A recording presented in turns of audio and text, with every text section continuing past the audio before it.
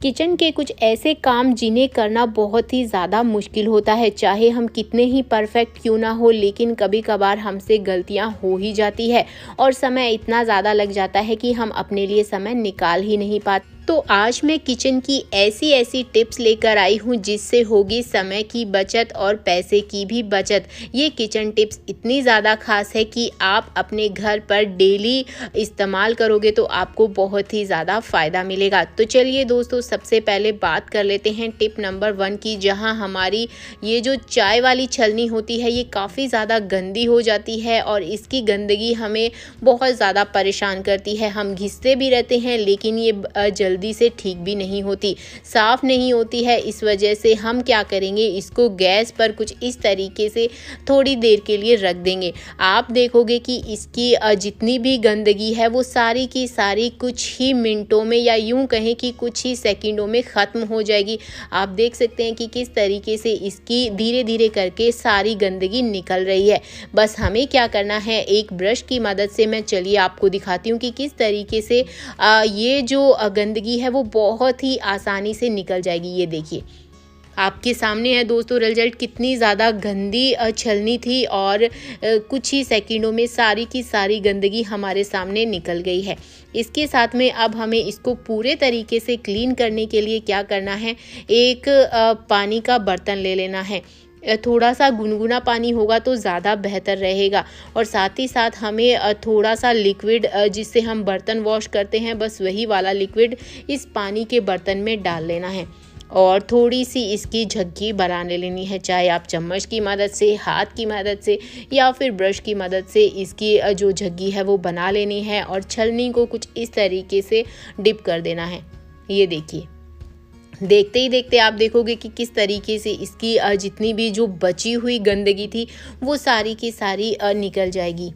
देखिए, आप देख सकते हैं कि कितनी आसानी से मैंने इस पूरी गंदगी को जो है निकाल दिया है और ये कितनी साफ़ हो गई है। दूसरी मेरी किचन टिप है प्याज को लेकर। तो हमें एक बर्तन में पानी डाल देना है और साथ ही साथ कुछ बर्फ़ की क्यूब्स भी डाल देनी है। ये किचन टिप्स भी हमारे बहुत ही ज़्यादा काम आएगी। तो मैंने जितनी भी मेरे पास में थोड़ी बर्फ़ थी वो मैंने डाल दी है और साथ ही साथ ये प्याज भी डाल दिए। अब आप सोच रहे होंगे कि बर्फ़ में भला प्याज डालने से क्या होगा। दरअसल हम किचन में खाना बनाते हैं और खाना बनाते समय हम प्याज तो कट करते ही हैं, हमें प्याज की सबसे ज़्यादा ज़रूरत पड़ती है और बस ये प्याज जब भी हम कट करते हैं इनमें ढेर सारे आंसू आ जाते हैं। तो इन्हीं आंसुओं से बचने के लिए आपको क्या करना है, प्याज को पहले 2-4 मिनट के लिए बर्फ़ के इस पानी में डाल देना है। ऐसा करने से क्या होगा कि प्याज में से बिल्कुल भी आंसू नहीं निकलेंगे। अब चल लेते हैं अपनी अगली टिप की तरफ।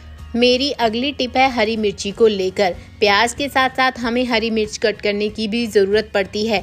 तो हरी मिर्ची में क्या होता है कि हाथों में जलन शुरू हो जाती है। बस इसी जलन से बचने के लिए हमें क्या करना है, हमें घर पर रखी फोक का इस्तेमाल करना है। कुछ इस तरीके से फोक में आप एक एक करके हरी मिर्ची डाल लीजिए और इसी के साथ में आप हरी मिर्ची को कुछ इस तरीके से फोक की मदद से कट करोगे तो आपके हाथों में जलन भी नहीं होगी और बड़ी ही आसानी से आप देखोगे कि ये जो हरी मिर्ची है वो कट जाएगी। अब चल लेते हैं अपनी अगली टिप की तरफ। अक्सर क्या होता है कि हमारे घर में बेकार समझकर हम इन पॉलीथीन को फेंक देते हैं, लेकिन पता है क्या, ये पॉलीथीन हमारे बहुत ही ज़्यादा काम आती है। आपको क्या करना है, घर पर रखी कोई भी साफ़ सुथरी पॉलीथीन को लेना है। जैसे कि मैंने ये वाली पॉलीथीन ली है, मेरे पास में रखी हुई थी और इसका हम इसलिए इस्तेमाल कर रहे हैं क्योंकि घर पर चकला बेलन जो होता है वो हम इसको खुले में ही रख देते हैं, जिसकी वजह से हम तो सोचते हैं कि हमने इसको ढककर रख दिया है तो ये साफ़ सुथरे हैं, लेकिन कहीं ना कहीं मच्छर, मक्खी, कॉकरोच इनके ऊपर भिन भिनाने लग जाते हैं। तो इस तरीके से आप इस पॉलीथीन का अगर इस्तेमाल करोगे, कुछ इस तरीके से इसको अगर कवर करके रखोगे तो आपके ये जो मच्छर मक्खी है वो बिल्कुल भी नहीं भिन भिनाएंगे और बहुत ही अच्छे से साफ़ सुथरे रहेंगे। तो इस तरीके से पॉलीथीन का इस्तेमाल कीजिए। अगली मेरी टिप है आटे को लेकर। अब आप सोच रहे होंगे कि भला मैं आटे के अंदर ये तेज़पत्ता क्यों डाल रही हूँ। तेज़पत्ता मैं इसलिए डाल रही हूँ क्योंकि आटा कई बार क्या होता है कि स्मेल करने लगता है या फिर इनमें भी ढेर सारे मच्छर मक्खी भिनभिनाने लगते हैं और चींटी लगने का भी डर रहता है। तो इस तरीके से आटे में अगर आप तेज़पत्ता डालोगे तो आटा बहुत ही अच्छे तरीके से रहेगा, कभी भी कोई भी स्मेल नहीं आएगी। तो मेरी आगे की टिप मेरे सहयोगी बताएंगे जो कि बहुत ही खास है। मैं राजस्थान के एक 100 साल पुराने ढाबे पे गया और वहाँ देखा दही को तड़का लग रहा था, साथ में बाजरे की रोटी को तैयार किया जा रहा था। तो मैंने ढाबे वाले भैया से पूछा कि ये 100 साल पुराने ढाबे पे ये दही को तड़का क्यों लगाया जाता है। तो उन्होंने बताया ये राजस्थान की एक बहुत ही पुरानी डिश है, बाजरे की रोटी और देसी दही का तड़का। इसके लिए उन्होंने बताया कुछ दही में पानी डाल लेंगे और उसके बाद इसमें कुछ मसाले डालेंगे। मैंने पूछा इसका क्या राज है, तो उन्होंने बताया कि 100 साल से भी पुरानी ये डिश है, हमारे पूर्वजों के टाइम से ये बहुत ही डिश मानी जाती है। इसमें थोड़ी कुटी हुई लाल मिर्च डाली गई है, थोड़ा सा नमक डाला गया है, थोड़ा कच्चा प्याज डाला जाएगा और उन्होंने बताया पुराने ज़माने से ही इसको एकदम ऑथेंटिक विलेज स्टाइल में बनाया जाता है और इसको बहुत ही अच्छी डिश मानी जाती है। हम लोग कहीं पुराने स्वाद को भुलाकर नए स्वाद की तरफ रुख कर चुके हैं, लेकिन पुराने समय की ये एकदम प्योर चीज़ें बहुत ही अच्छी होती हैं। उन्होंने एक कड़छी में देसी घी लिया, कुछ जीरा इसमें डाला और इसको अच्छे से पकाया। वो बोले कि ये जो तड़के वाली दही का रायता होता है ये इतना अच्छा होता है, लेकिन हम लोग इसको भूल चुके हैं। एक बार घर पे ट्राई करेंगे तो आप शायद वही पुराने वक्त को याद करेंगे। उन्होंने इसमें हल्की हल्दी डाली और इसको घी में अच्छे से पकाया, यानी कि जो जीरा है और हल्दी है वो देसी घी में अच्छे से पकी और अब इसी को दही के अंदर डाल के इसका रायता तैयार करेंगे। और बोले जब ये बाजरे की रोटी के साथ डाली जाती है, खाई जाती है, तो इसका स्वाद अलग है।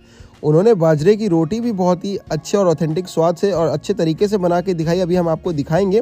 पहले हम ये क्या कर रहे हैं, जो अच्छे से पक रहा है इस सामग्री को दही के अंदर डाल दिया है ताकि इसका अच्छा रायता बन सके। इस ढक्कन को लगा के रखेंगे ताकि इसका स्मोकी फ्लेवर आ सके और उसके बाद जैसे ही ढक्कन हटाएंगे तो आप देखेंगे कितना ज़बरदस्त रायता बन के तैयार हो चुका है। बस ये रायता एकदम परफेक्ट है। अब आपको क्या करना है, थोड़ा बाजरे का आटा हमने लिया है बर्तन में और बाजरे का आटा लेने के बाद दोस्तों हमें इसको अच्छे से तैयार कर लेना होगा। बाजरे का आटा लगाने का एक यूनिक और एक सरल तरीका होता है जो हम आज आपको बताएंगे। इसके लिए आपको दोस्तों क्या करना है, एक साथ 3-4 रोटियों से ज़्यादा, 3-4 बाजरे की पलथन से ज़्यादा नहीं लगाना होता है, कम ही लगाना होता है क्योंकि ये फिर चिपकता है, जमता है। और इसको लगाया भी ठंड के मौसम में गर्म पानी में जाता है और गर्मी के मौसम में नॉर्मल ही, ताकि ये अच्छे से लग सके। ये लगाने से हमारे को क्या होता है, बाजरे की जो रोटी है वो अगर हम ज़्यादा नहीं लगाते तो ये आपस में चिपकता नहीं है और एकदम रोटी फ्रेश रहती है। कुछ समय के बाद ये बाजरा जो है वो चिपकने लगता है। अब आपको इसको लगाने के वक्त एक चीज़ का और ध्यान रखना है कि इसमें आपको घी या ऑयल यूज़ करने की ज़रूरत नहीं है। जब ये पक के तैयार हो जाएगी तो बस ऊपर ही घी लगाइएगा। हम दिखाएंगे आपको किस तरीके से। और ये आप अगर कॉम्बिनेशन एक बार खाएंगे तो आप भी पुराने समय के जो राजस्थान और एमपी के ढाबे होते हैं उनमें आपको ये यादें पुरानी आपकी ताज़ा हो जाएंगी। तो आप ये कहीं भी बनाएं, घर पे बनाएं, ये चूल्हे पे बनाएं, बहुत ही स्वादिष्ट बन के तैयार होती है देसी तड़के वाली आपकी रायता और ये बाजरे की इस तरीके की रोटी। तो ये आप देख सकते हैं 3 से 4 रोटियों के लिए डो तैयार हो चुका है। अब हम एक एक करके इसमें से डो निकाल लेंगे और सेकने डालेंगे। पहले इसको अच्छे से एक बार बाइंड कर लेते हैं और ये एकदम परफेक्ट आपका आटा लग के तैयार हो चुका है। अब दोस्तों आपको एक डो कितना लेना है हम दिखाएंगे।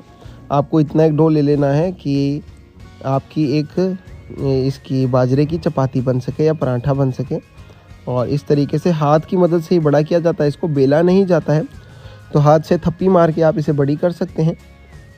और अब हमने तवा उधर गर्म होने के लिए रख दिया है। तो ये आपकी परफेक्ट बाजरे की रोटी साथ में आपके ये रायता तैयार होने वाला है। चलिए, हल्का हल्का बीच में पानी की भी ज़रूरत पड़ती है ताकि चिपके नहीं। और आप देख सकते हैं ऑयल बिल्कुल भी इस्तेमाल नहीं करा। पुराने ज़माने में मेरे दादाजी नाना जी बाजरे का चीला, बाजरे का दलिया ये सब खाया करते थे और ये बहुत ही बढ़िया है। मुझे पुरानी यादें ताज़ा हो गई आज जब मैं इस राजस्थान के ढाबे में गया तो लगा हाँ भाई कुछ बढ़िया बन के तैयार है। चलिए, हमने प्लेट अपनी तैयार कर ली है रायते के साथ, और अब बाजरे की रोटी को देसी घी के साथ डाला जाएगा। और कैसा लगेगा आपको ये बताइएगा ज़रूर। और ये एकदम घर के स्वाद वाली चीज़ तैयार हुई है। इसमें देसी घी अंदर अच्छे से लग जाए, इसलिए हमने इसमें उंगलियों की मदद से कुछ ग्रिपिंग के लिए जगह बनाई है। चलिए फ्रेंड्स, मैं चलता हूँ, भूख लगी है, इंतज़ार नहीं हो रहा है। आपको भी अच्छा लगे तो ज़रूर बना के ट्राई कीजिएगा। कैसा लगा बताइएगा। Bye bye.